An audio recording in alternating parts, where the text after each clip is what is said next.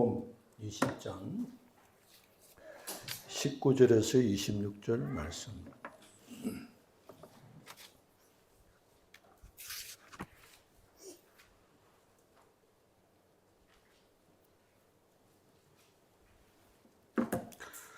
누가복음 20장 19절에서 26절 말씀 같이 읽습니다.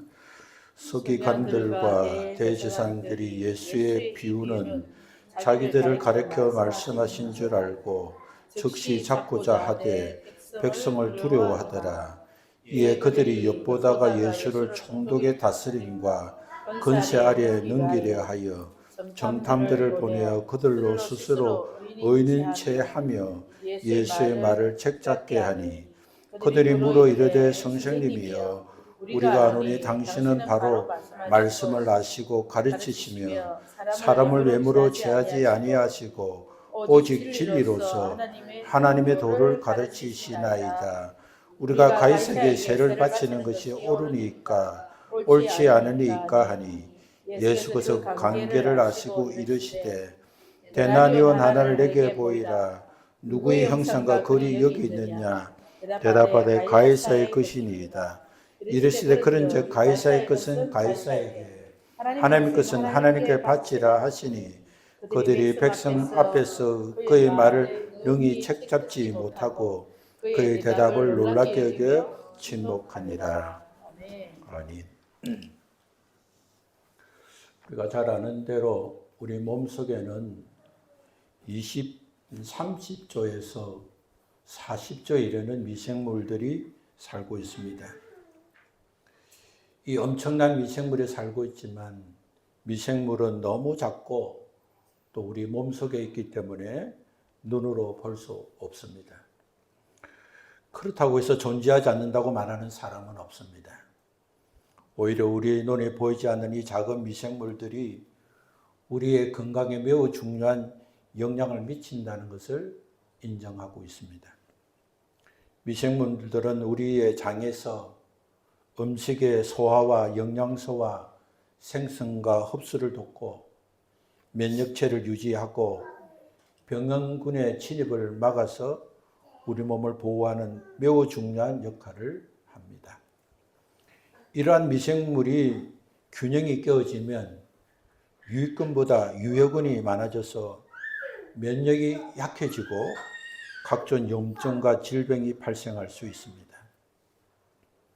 이처럼 눈에 보이지 않는 작은 존재가 우리 몸의 건강을 좌우하는 것처럼 눈에 보이지 않는 영적인 세계도 우리의 신앙과 삶에 큰 영향을 미치고 있습니다. 우리의 눈에 보이지 않지만 실제로 존재하는 영적인 세계가 있습니다. 영적인 세계는 우리의 몸과 우리가 살고 있는 우리를 둘러싸고 있는 모든 영역에 존재하지만 육신의 눈으로는 보이지 않습니다. 성경은 하나님과 천사, 악한 사탄과 영들의 존재를 말씀하시고 이러한 영적인 세계가 우리와의 삶과 깊이 연관이 있음을 말씀해 주셨습니다. 이 세상을 살아가는 모든 피조물 가운데 사람만이 영적인 존재입니다. 사람은 단순히 육체만 가진 존재가 아니라 하나님 주신 영을 가진 존재입니다.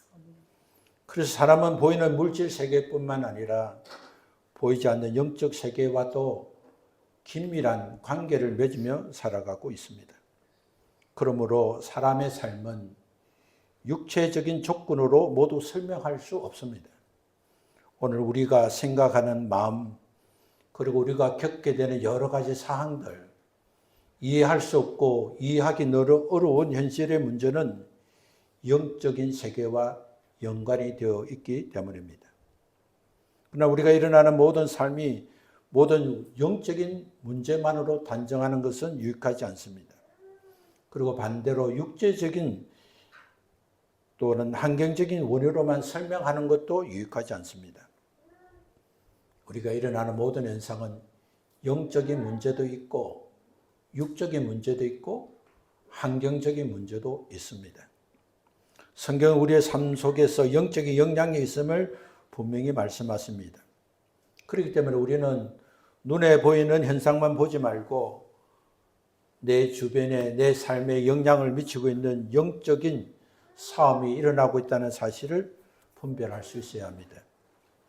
하나님께 주신 의학과 지혜, 환경적 요인도 잘 살피고 또 영적인 문제도 있다는 사실을 알고 인생은 균형 있는 삶을 살고 균형 있는 삶을 이해할 수 있어야 됩니다.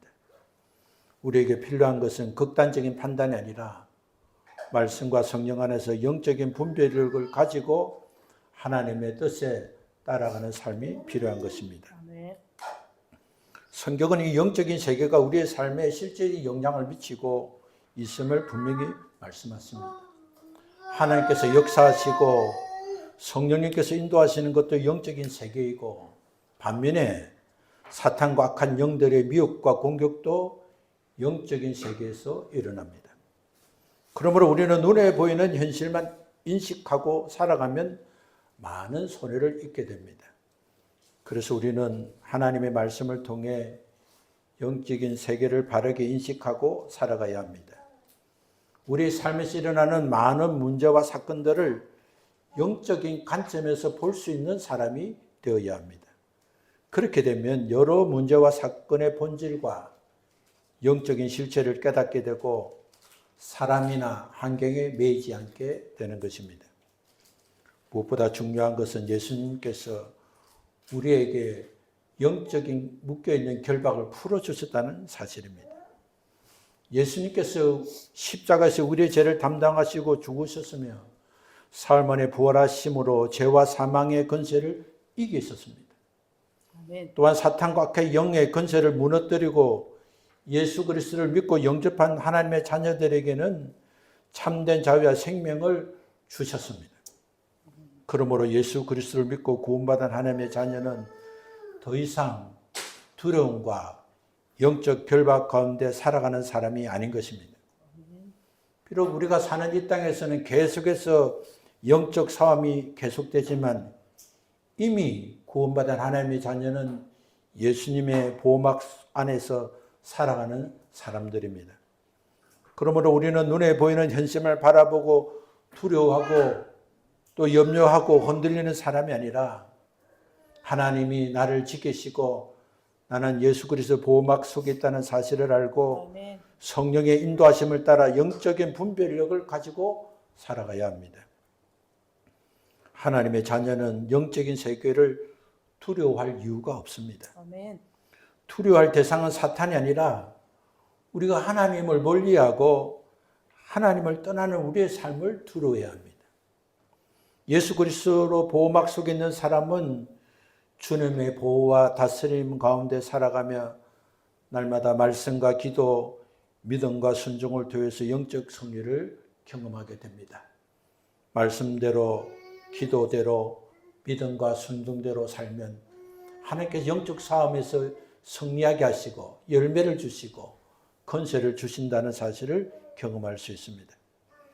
그러므로 그리스도인의 삶은 보이는 현실보다 하나님의 약속을 더욱 신뢰하고 이미 승리하신 예수 그리스도를 의지하고 믿음으로 살아가는 것입니다.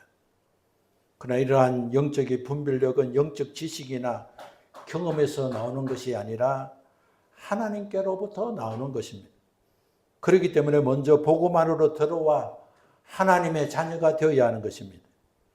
예수 그리스도를 믿어 하나님의 자녀가 될 때 하나님의 영이신 성령님께서 우리 안에 오셔서 우리에게 말씀을 주시고 깨닫게 하시고 영적 세계를 바르게 분별하도록 인도하여 주시는 것입니다. 성경은 사람은 출생부터 본질상 진노의 자녀였다고 말씀하십니다. 이는 최초의 사람인 아담과 하와가 사탄의 유혹을 받아 하나님께 불순종함으로 세상에 죄가 들어왔기 때문입니다. 그래서 세상에 태어난 모든 사람은 죄 아래에서 태어났기 때문에 본질상 진노의 자녀가 되는 것입니다. 세상에 들어온 죄는 하나님과 사람을 갈라놓았고 사람은 하나님을 떠나서 자신의 뜻과 욕심을 따라 살아가는 존재가 되었습니다. 그러므로 어떤 사람이라도 스스로 노력이나 선행이나 도덕성이나 종교 생활만으로 하나님과의 관계를 회복할 수 없습니다. 죄의 문제는 오직 하나님께서 예비하신 구원의 길을 통해서만 해결될 수 있습니다. 하나님께서 예비하신 구원의 길은 독생자 예수 그리스도를 통하여 구원을 받게 하시는 것입니다.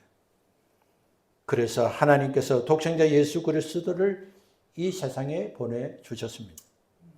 하나님께서는 세상 죄를 지시는 하나님의 어린 양이 되시려고 이 땅에 오셨습니다. 예수님은 세상에 속한 우리의 모든 죄를 대신하여 십자가에서 죽으시고 사흘 만에 부활하심으로 죄와 사망과 사탄의 권세를 이기셨습니다.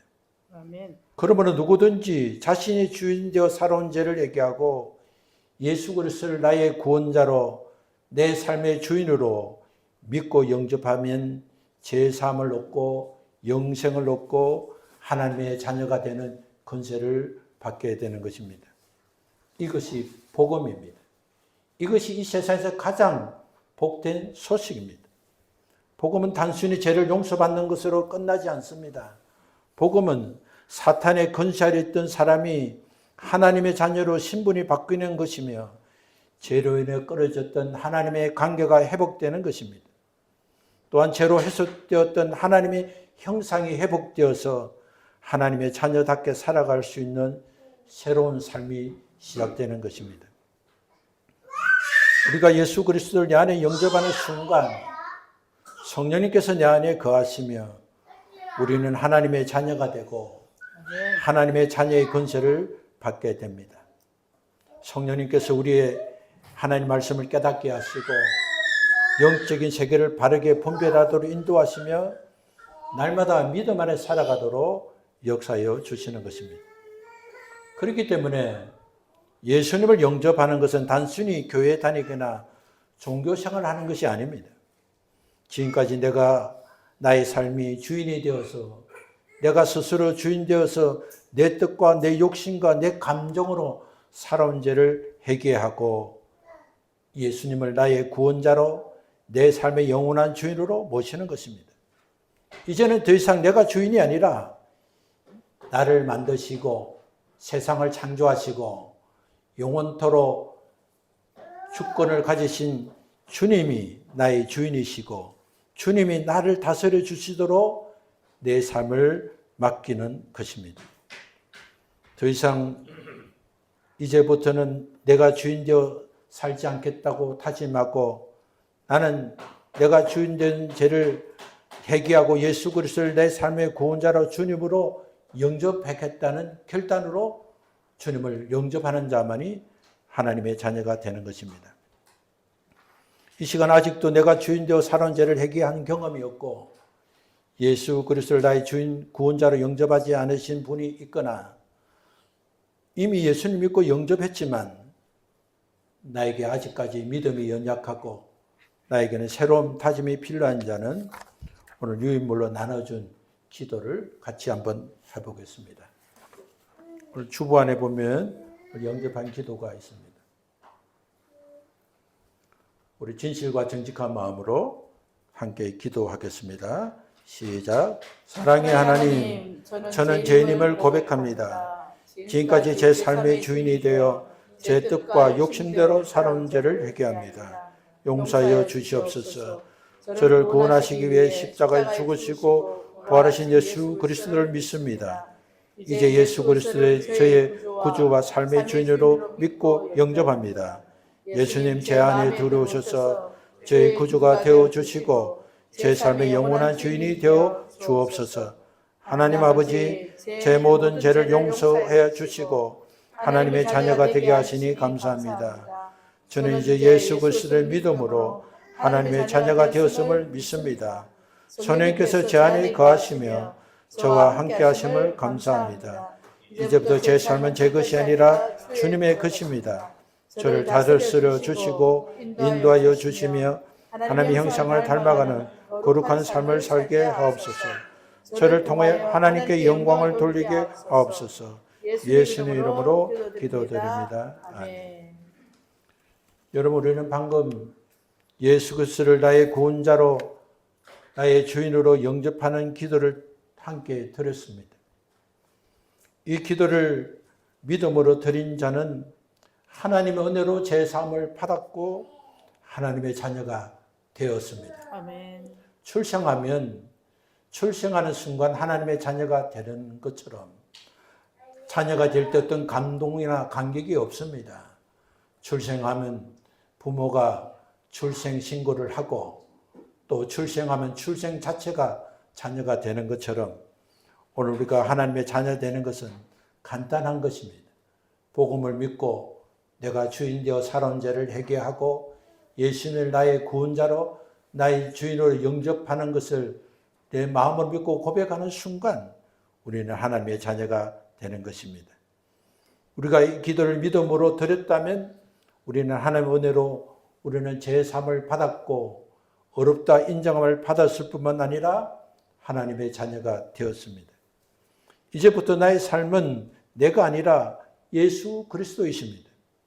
그러므로 우리는 더 이상 내 뜻대로 살아가는 사람이 아니라 하나님의 뜻을 따라 살아가는 사람이어야 하는 것입니다.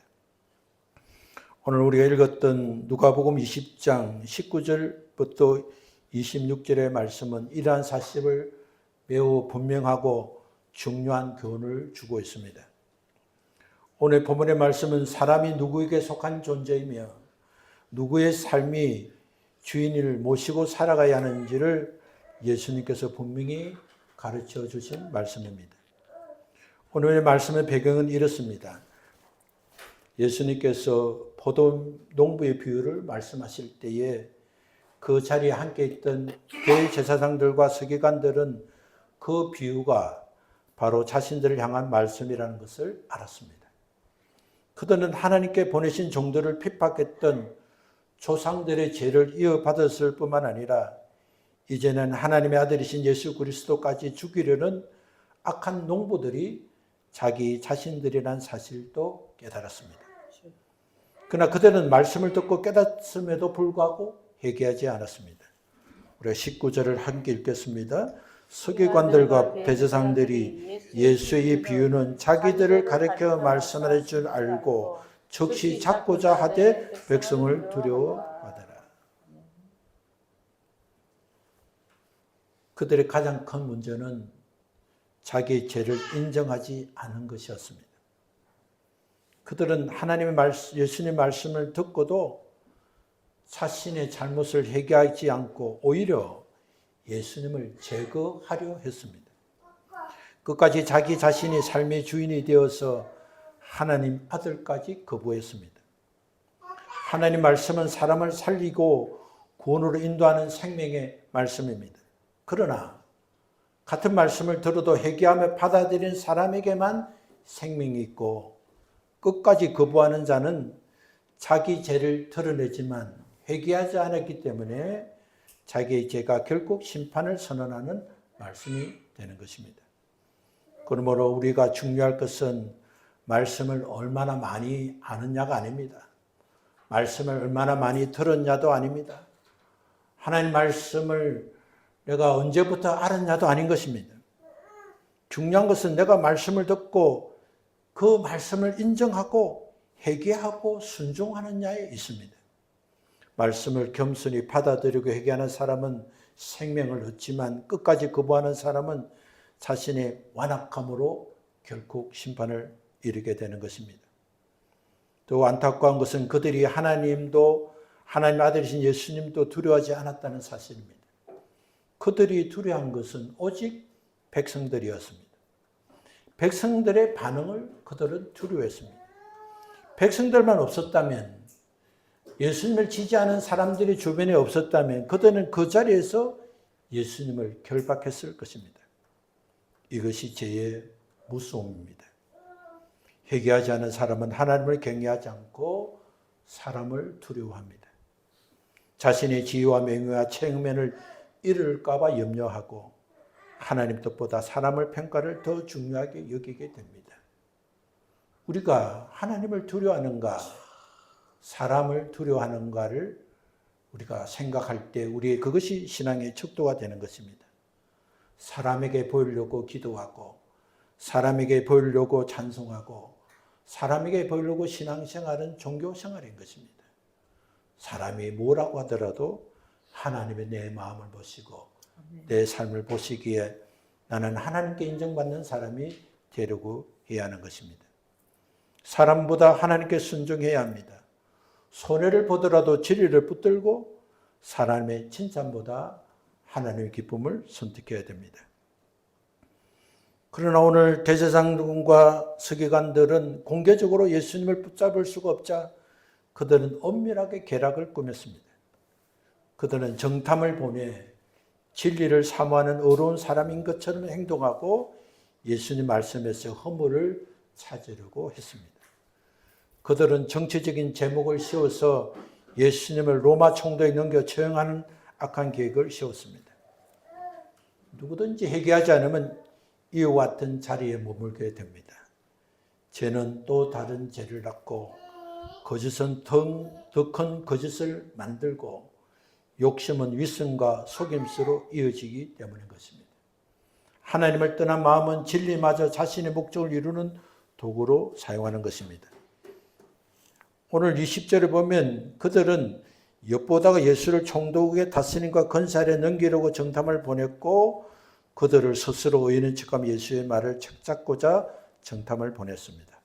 21절을 같이 읽습니다. 그들이 물어 이르되 선생님이여 우리가 아노니 당신은 바로 말씀을 하시고 가르치시며 사람을 예물로 취하지 아니하시고 오직 진리로서 하나님의 도를 가르치나이다.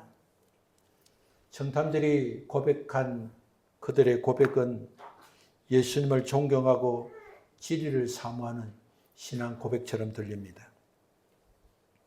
만약에 이것이 진실의 고백이라면 그는 하나님께 칭찬받고 복을 받고 올바른 신앙 고백이 될 수 있습니다. 그러나 그들의 믿음은 고백이 아니라 예수님을 방심하게 만들어 예수님의 말씀 가운데 로마 총독에게 반역하든지 백성에게 잘못된 말을 하게 해서 함정에 빠뜨리기 위한 위선적인 아첨이었습니다. 그들은 자신의 입으로 진리를 인정하면서도 그 진리에 순종한 마음은 전혀 없습니다. 입술로는 예수님을 높였지만 마음으로는 예수님을 죽일 계획만 하고 있었습니다. 우리의 삶도 거짓과 위선을 회개하지 않으면 사람을 의식하고 살게 되면 입술은 하나님을 찬양하면서도 마음은 하나님께로 멀어질 수 있습니다. 오늘 우리의 신앙을 살펴봐야 합니다. 내가 예수님을 믿는다고 고백하면서도 주인은 여전히 나 자신이라면, 말씀을 아멘으로 하면서도 순종하지 않는다면 우리도 이와 같은 위험에 빠질 수 있는 존재라는 것을 인정해야 합니다. 그럼 우리는 말씀을 아는데 만족하지 말고 말씀을 앞에서 자신을 낮추고 회개하고 순종하는 일에 힘써야 합니다.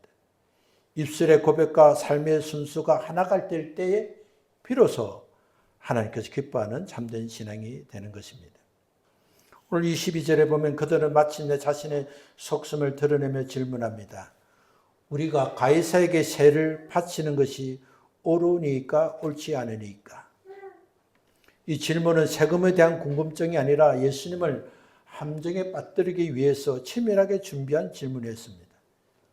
예수님께서 세금을 바치라 말씀하시면 로마에 반역하는 사람으로 바치지 말라고 말씀하시면 로마에 반역하는 사람으로 고발할 수 있습니다. 그리고 세금을 바치라면 로마 총독에게 압제를 당하고 있는데 세금을 바치라면 백성들의 지지를 잃어버릴 수 있는 질문이었습니다. 오늘 23절에 보면 예수님은 그들의 관계를 이미 알고 계셨습니다. 사람은 겉모습으로 속일 수 있습니다. 그러나 예수님은 사람의 중심을 보시기 때문에 정탐들이 어려운 사람인 것처럼 행동하고 진리를 사모하는 것처럼 질문했지만 예수님은 그들의 숨은 의도를 아시고 그들의 마음을 아셨습니다. 아무리 거짓을 꾸미고 위선을 감추려 해도 하나님 앞에서는 숨길 것이 없습니다. 하나님께서 우리의 말과 행동뿐만 아니라 우리의 생각과 뜻까지 감찰하시는 분입니다. 그러므로 하나님 앞에서는 거짓된 신앙도 위선도 숨길 수 없고 동기까지도 주님은 다 아십니다. 24절에 우리 주님께서는 그들의 관계를 아시고 데나리온 하나를 내게 보이라. 누구의 형상과 글이 여기 있느냐? 그렇게 질문했습니다. 데나리온은 그때 사용하고 있는 언어입니다. 이 한 데나리온의 가치는 한 사람이 하루 일하면 받을 수 있는 하루 노동자의 임금에 해당되는 돈이었습니다. 지금 또 우리가 사용하는 동전에 우리가 존경하는 사람이 형상이 있는 것처럼 데나리오 언어에서는 당시 총독인 가이사의 얼굴이 있었습니다. 예수님께서 동전 은하 데나리온을 가지고 하면서 이 한 사람의 노동자의 일당이 있는 돈을 가르치면서 이곳에 이 데나리온에게 누구의 형상을 글이 있느냐고 물었습니다. 그러자 그들은 가이사의 것이 있느냐 대답 가이사의 것이니이다. 가이사 황제의 얼굴이 있고 가이사의 글이 있기 때문에 그렇게 대답했습니다. 예수님께서 말씀하십니다. 그런저 가이사의 것은 가이사에게 하나님의 것은 하나님께 바치라. 예수님의 대답은 단순히 세금 문제를 해결하는 지혜로운 답변이 아니었습니다. 하나님께서 세우신 세상의 질서를 인정하면서도 그보다 더 중요한 하나님의 주권을 선포하신 말씀이었습니다. 세금은 국가에 내어야 하지만 하나님께 속한 것은 반드시 하나님께 들어야 한다는 말씀이었습니다. 예수님께서 먼저 이 형상과 글이 누구의 것이냐고 물으신 이유도 여기에 있습니다. 동전에는 가이사의 형상이 새겨져 있으므로 가이사에게 돌리는 것이 마땅합니다. 그러나 사람은 하나님의 형상대로 창조되었기 때문에 우리의 생명은 하나님에 속한 존재이기에 우리는 우리의 모든 것을 하나님께 드려야 한다는 것을 말씀해 주신 것입니다. 우리는 죄로 말미암아 하나님의 형상이 훼손되었지만 예수 그리스도를 믿음으로 하나님과 자녀가 된 사람은 날마다 그 형상을 회복하고 살아가야 하는 사람입니다. 우리는 본질상 사탄의 자녀, 진노의 자녀였지만 예수를 믿음으로 하나님의 자녀가 되었고 우리는 어렵다 인정을 받았습니다. 그렇다면 그 이후부터 우리는 하나님의 형상을 회복하는 일에 힘써야 하는 것입니다. 하나님의 형상을 가진 우리의 마음과 생각, 시간과 재능, 물질과 삶 전체를 하나님께 드리며 형상을 회복해 나가야 하는 것입니다.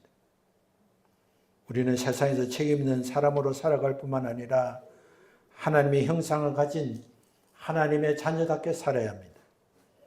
날마다 자신을 하나님께 맡기고 거룩한 산 제물이 될 때 하나님의 형상이 우리 삶을 통해서 더 선명하게 나타나게 되는 것입니다. 26절 말씀을 함께 읽겠습니다. 그들이 백성들 앞에서 그의 말을 능히 책잡지 못하고 그의 대답을 놀랍게 여겨 침묵하더라. 그들이 백성 앞에서 예수님을 책잡아서 가이사에게 넘겨주든지 총독에게 넘겨주셔서 가이사에게 심판을 받든지 아니면 백성들에게 신뢰를 얻지 못하고 백성들에게 지지를 얻지 못하게 하든지 하는 방식을 쓰기 위해서 진행되었지만 우리 주님의 말씀을 듣고 그는 백성들에게 능히 책잡지 못하고 대답하지 못했습니다. 예수님을 함정에 빠뜨렸던 모든 계획은 실패했습니다. 그들은 예수님의 말씀을 반복할 수 없었고 예수님의 지혜와 근위 앞에서 잠잠할 수밖에 없었습니다. 그러나 안타까운 것은 그들이 놀라기만 했고 여전히 회개하지 않았다는 것입니다. 사랑하는 성도 여러분, 오늘 예수님께서 가이사의 것은 가이사에게, 하나님 것은 하나님께 바치라고 말씀하셨습니다. 가이사의 형상이 새겨진 데나리온은 가이사에게 돌려주면 됩니다. 그러나 하나님의 형상을 따라 지원받은 우리는 하나님께 속한 존재입니다. 아멘. 그러므로 하나님께 드려야 할 것은 단지 헌금이나 예배 시간이 아니라 하나님의 자녀가 된 우리의 생명과 마음, 시간과 재능, 물질과 삶 전체를 하나님께 드려야 합니다. 우리는 이미 예수 그리스도를 믿고 영접하여 하나님의 자녀가 된 사람들입니다. 이제는 세상의 가치관을 따라 살아가는 사람이 아니라 하나님 자녀답게 하나님의 형상을 나타내며 회복하며 살아가야 합니다. 우리의 말과 행동, 가정과 직장, 교회와 모든 삶의 자리에서 예수 그리스도의 성품을 드러내고 하나님의 영광을 돌리는 삶을 살아야 합니다. 그럴 때 우리 가정은 하나님의 사랑과 거룩함을 나타내는 가정이 되고, 우리 교회는 하나님의 영광이 머무는 교회가 되고, 우리 삶은 많은 사람들이 예수 그리스도를 믿고 하나님의 자녀가 되는 은혜가 무엇인지 알게 하는 그러한 하나님의 형상을 입은 자녀의 삶을 살게 되는 것입니다. 그렇죠. 주님은 우리에게 말씀하십니다. 하나님의 것은 하나님께 바치라. 하나님의 형상을 지닌 자녀라고 한다면 하나님의 형상을 회복하는데 너 인생을 사용하라. 그리하면 하나님께서 우리의 형상을 회복시켜 주시고 우리의 삶의 자리에서 하나님이 더욱 풍성하고 누리게 하시고 온전하게 하시는 하나님의 은혜를 입을 것이라고 주님께서 이끌어 주십니다. 이러한 은혜가 우리 모두에게 있기를 우리 주님의 이름으로 축원합니다. 기도하겠습니다. 하나님 감사합니다. 마귀의 형상, 진노의 자녀로 살아갈 존재가 복음을 듣고 예수님의 형상을 회복하도록, 하나님의 형상을 회복할 수 있도록 우리가 예수님을 내 마음에 영접하고 내 삶의 주인으로 모시고 살아가도록 은혜를 입혀 주셔서 감사합니다. 주님, 이제는 내가 주인이 아니라 주님이 나의 주인 되시고, 주님, 이제는 내가 스스로 내 인생을 헤치고 나가는 존재가 아니라 주님의 도우심과 인도하심을 받고 인생을 살아가는 복 있는 자가 되게 하시니 감사합니다. 이제부터 더욱 주님을 사랑하고 형상을 회복하고 하나님 주신 복을 받아 누리는 믿음의 사람이 되기를 원합니다. 주님 도와주시고 역사해 주시고 충만케 하여 주옵소서. 우리 주님 예수님 이름으로 기도합나이다. 아멘. 우리 함께 일어나셔서 또 찬송